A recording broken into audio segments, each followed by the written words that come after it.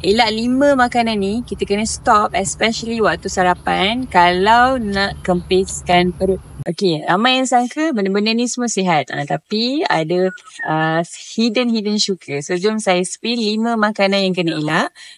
Saya Coach Shana. Welcome back to the Yaman's channel. Jom.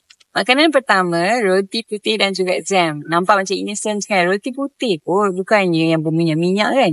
Tapi sebenarnya roti putih ni glycemic index dia tinggi. Basically kalau glycemic index tinggi, dia akan shootkan gula dalam darah. So dia merencatkan pembakaran lemak-lemak kita. Jam pula, biasanya kita jarang ambil jam yang ada gula. Susah nak cari kan? So makanan ni kena elak kalau korang nak kurangkan perut boncit. Yang kedua, cereal yang nampak konon-konon sihat lah. Macam organik nampak dia punya packaging kan. Tapi sebenarnya yang kebanyakannya ada tinggi gula, sirap dan juga kosong fiber. Ibaratnya kita makan dessert di pagi hari. Warna-warni dan sebenarnya tak ada nutrition sangat pun. Sikit je. Nombor 3, ni bukan pasal makanan tapi minuman, teh tarik dan juga kopi manis. Okay, so memang digabungkan pula dengan susu pekat kan.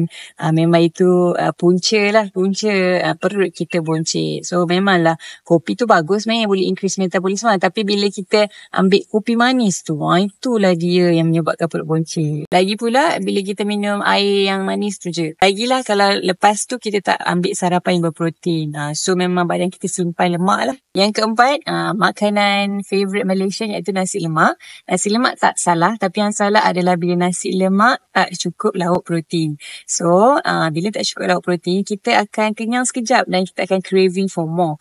Mulalah kita akan cari keripik ke, kuih ke apa kan. So, nasi lemak yang kurang protein ni memang tak sesuai kalau you nak turunkan perut. Yang kelima, kuih muih dan karbo ringan. Dia memanglah macam taklah seberat nasi lemak tu kan.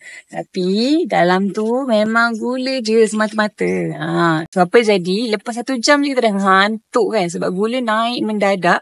Lepas tu dia akan drop terus. So nak kurus, benda ni memang kena control.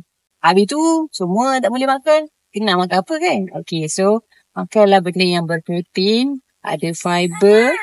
Contohnya boleh ambil overnight oats, boleh ambil buah-buahan. Tapi saya malah nak cerita-cerita benda yang saya tak ambil. Saya pagi-pagi saya amalkan Herbalife Shake.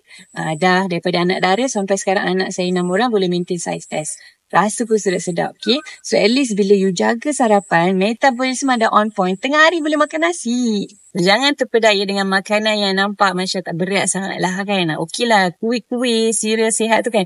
Jangan terpedaya dengan makanan yang konon-konon sihat ataupun ringan ni. Next time, kalau korang nak sarapan, ingat 5 ni tau. 5 ni kena elak, bukan 5 ni kena ambil. So ingat sarapan, ingat muka saya, elakkan makanan-makanan yang saya sebut kalau korang nak elakkan perut boncit. Dan kalau ada gang yang tengah nak turunkan perut boncit diam-diam tu kan, tag video ni dekat diorang and share this to all your loved ones. So don't forget to subscribe and jangan lupa komen. So korang dengar kan 5 yang kena elak. Jom share pula apa makanan yang korang rasa sihat dan yang korang pernah cuba. Okay, thank you for watching. Assalamualaikum, saya Coach Shana. Jumpa lagi.